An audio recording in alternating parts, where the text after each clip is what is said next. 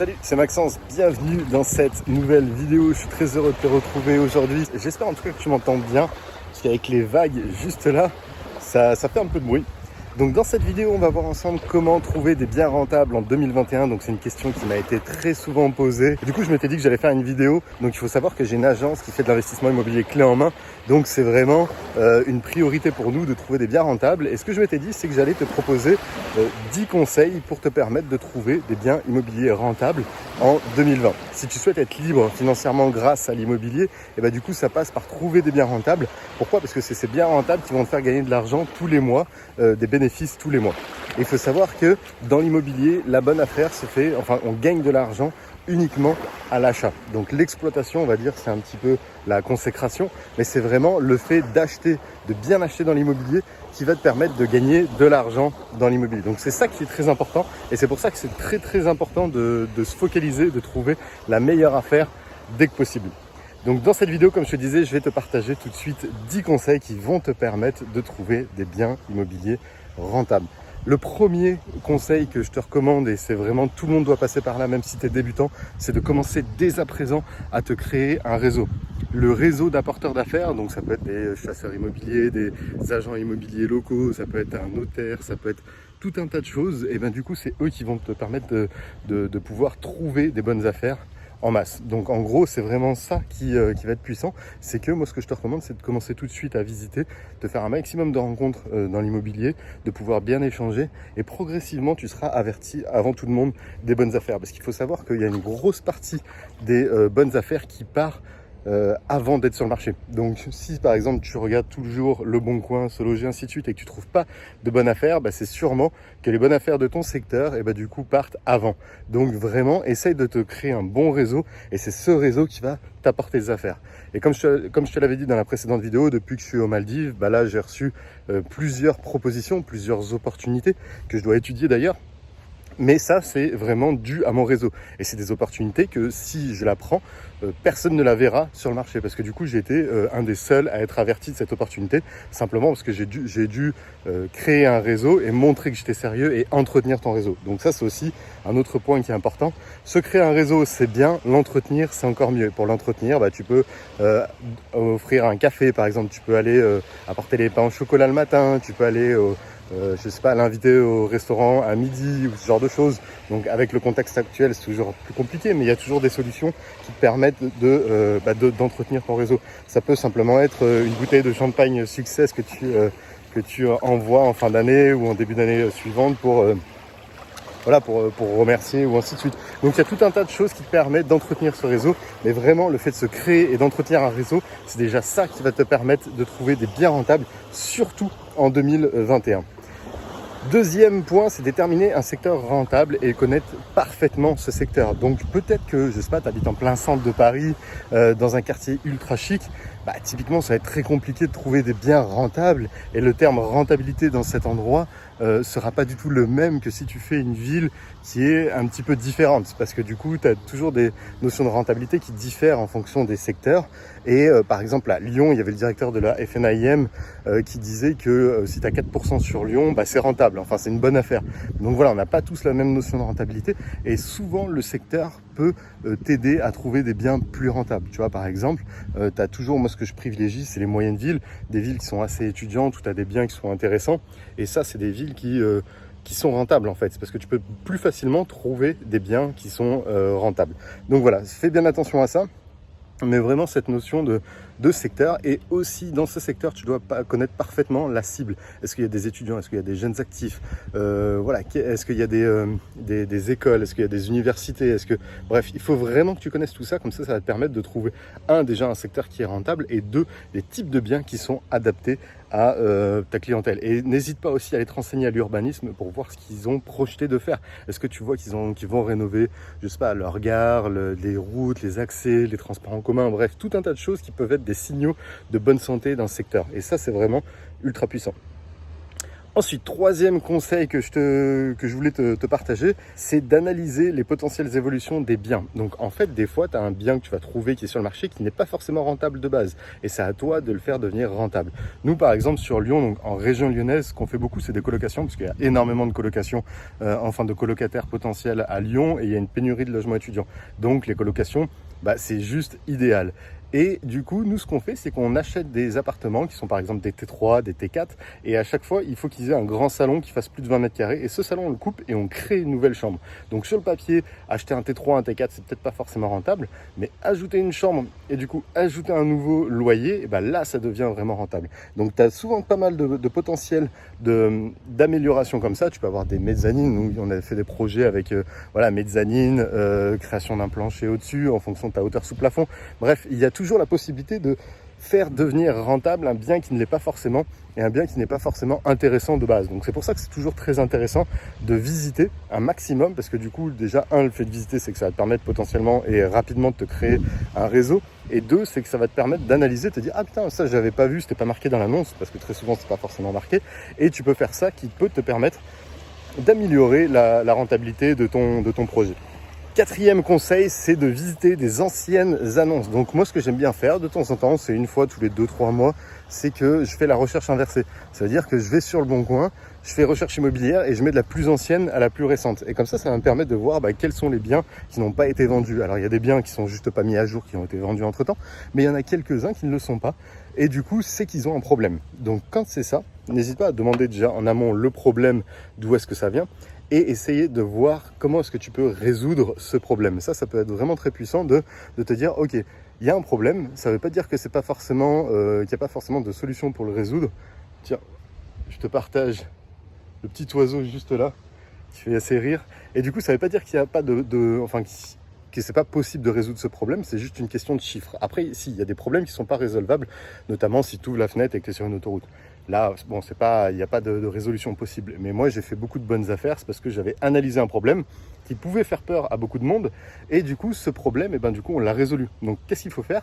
Tu regardes le problème, tu l'analyses, tu regardes s'il est résolvable ou pas, et combien ça va te coûter pour le résoudre. Et après, si c'est toujours rentable, du coup, tu fais une négociation en conséquence. Et là, ça peut devenir un bien qui est rentable. Et généralement, surtout si c'est un bien ça fait longtemps qu'il est sur le marché, et du coup, ça va te permettre tout simplement de faire une bonne affaire et de bien négocier. Parce que du coup, si ça fait longtemps qu'il est sur le marché, le vendeur a sûrement envie de vendre. Donc, ça peut potentiellement être intéressant. Donc ça, c'est assez intéressant aussi.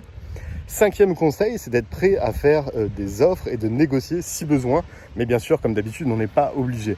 Comme je te disais, la bonne affaire se fait toujours à l'achat. Si tu as des biens qui ne sont pas rentables, qui sont au prix du marché, tu n'arrives vraiment pas à en trouver, t'en visites un maximum et tu fais plein d'offres. Et tu essaies de voir s'il y en a une qui passe. Moi, c'est ce que j'avais fait, je faisais des offres. 90% du temps, tu as un nom, tu as certaines fois des contre-offres, tu les analyses, tu regardes si elles sont intéressantes. Mais sinon, tu peux des fois avoir un oui. Il suffit qu'une personne soit motivée à vendre et du coup, une offre peut devenir vraiment intéressante.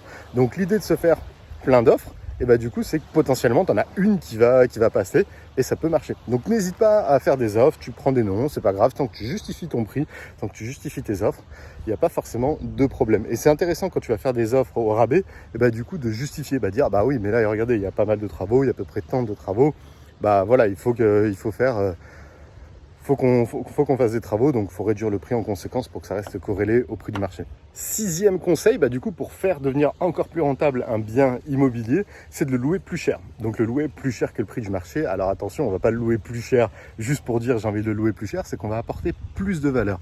Et le fait d'apporter plus de valeur, c'est que tu vas quand même trouver une clientèle qui est prête à payer un peu plus pour avoir de la meilleure qualité et avoir quelque chose qui sort du lot. Par exemple, tu as Anthony qui est un investisseur libre, il a fait une colocation très haut de gamme dans un secteur qui n'en avait pas. Et du coup, il voulait se mettre à peu près au prix du marché. J'ai dit non, c'est pas grave, essaye de louer plus cher et tu verras que je suis persuadé que c'est ce qui va partir. Il avait une chambre qui était vraiment chère par rapport au reste du marché, mais par contre, il avait beaucoup d'avantages. Il avait une salle de bain privative, il avait vraiment, vraiment beaucoup d'avantages et des arguments qui pouvaient être justifiables qui pouvaient justifier une hausse du loyer. Et finalement, c'est la chambre qui a été réservée le plus vite. Pourquoi? Parce que il y a beaucoup de personnes qui veulent payer plus cher pour avoir plus de qualité. Donc l'idée de louer plus cher en apportant plus de valeur, du coup ça peut te permettre d'augmenter ta rentabilité et d'être encore plus rentable. Septième conseil, c'est de changer la destination d'un bien. Alors là, surtout avec ce qui est en train de se passer actuellement, il y aura de plus en plus d'opportunités de locaux commerciaux, de plus en plus d'opportunités de bureaux par exemple. Et l'idée de faire ce changement de destination et ce changement d'usage, du coup, c'est que ça va te permettre d'avoir des biens qui sont forcément moins chers. Déjà, de base, un bureau est moins cher qu'un logement. Donc nous, c'est ce qu'on faisait déjà sur Lyon, c'est que des fois, on achetait des grands plateaux de bureaux qu'on découpait, qu'on changeait la destination, l'usage, et après, du coup, on les revendait en habitation. Et là, c'était carrément mieux.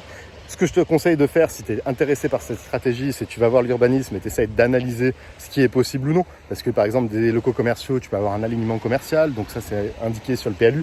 Ce qui fait que si tu as un alignement commercial, tu peux pas faire d'habitation. Tu as des bureaux où des fois ça peut être un peu compliqué. Donc n'hésite pas à bien te renseigner au niveau de l'urbanisme. Mais ça, c'est des choses qui sont possibles. Parce que de base, des locaux commerciaux ou des bureaux sont moins chers que des habitations. Et nous, typiquement, c'était au premier étage, c'était un étage entier de bureaux. On l'a découpé, comme je te l'avais dit, on l'avait mis en logement. Et là, on a explosé la rentabilité parce que tu l'achètes en tant que bureau, donc on l'avait payé vraiment pas cher. Et on l'a revendu en tant que logement. Et là, du coup, tu peux facilement, alors suivant les secteurs, mais nous, on a plus que doublé le prix de revente, prix au mètre carré. Juste parce que, du coup, on l'a fait devenir d'un bureau à un logement. Donc ça peut être intéressant, c'est vraiment de changer la destination de l'immeuble. Donc fais bien attention à l'urbanisme, fais bien attention à la copro, mais c'est des choses qui sont tout à fait possibles et beaucoup de marchands de biens d'ailleurs le font et c'est pas pour rien d'ailleurs. Huitième conseil, c'est de louer des annexes séparément. Par exemple, si tu achètes un lot qui a, je sais pas, une cave, un garage, une place de parking, un grenier ou ce genre de choses, t'es pas forcément obligé de tout louer en son entier. Si c'est des lots qui sont distincts, et du coup tu peux louer indépendamment une place de parking, tu peux louer indépendamment une cave, un grenier. Ça se fait pas mal, l'espèce de Airbnb des caves, des greniers pour stocker. Tu peux trouver facilement des sites comme ça et ça peut te permettre finalement de gagner, je sais pas, 30, 40, 50 euros de plus. Une place de parking sur Lyon, ça peut même monter à plus de 100 euros par mois et ça peut te permettre de gonfler ta rentabilité.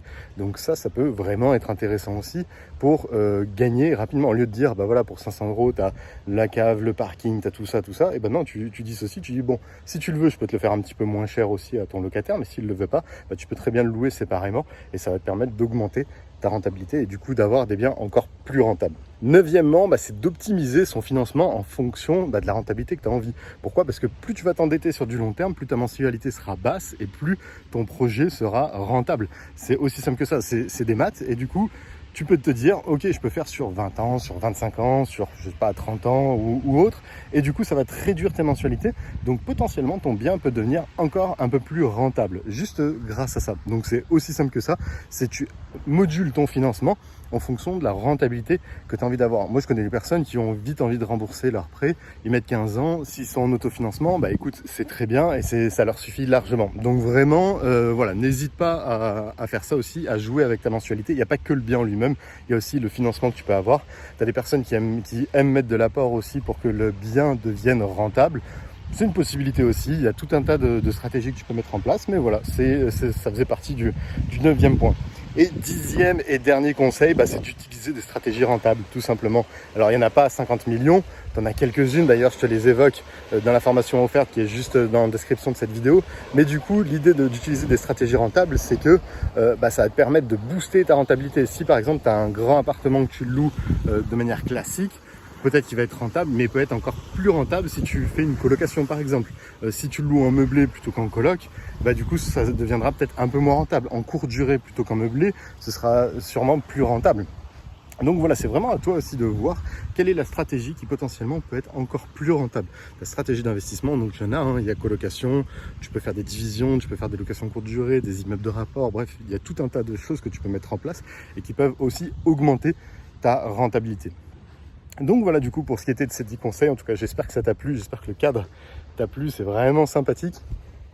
Et voilà, n'hésite pas d'ailleurs à me dire aussi dans les commentaires si toi tu as d'autres stratégies pour trouver des biens rentables, ça m'intéresse. Et je te dis dans tous les cas à très vite pour de prochaines vidéos. Si tu veux aller plus loin, n'hésite pas à regarder dans la description, il y a une formation qui est 100% offerte qui te permettra de devenir libre financièrement grâce à l'immobilier. Sur ce, je te dis à très vite pour de prochaines vidéos. Ciao!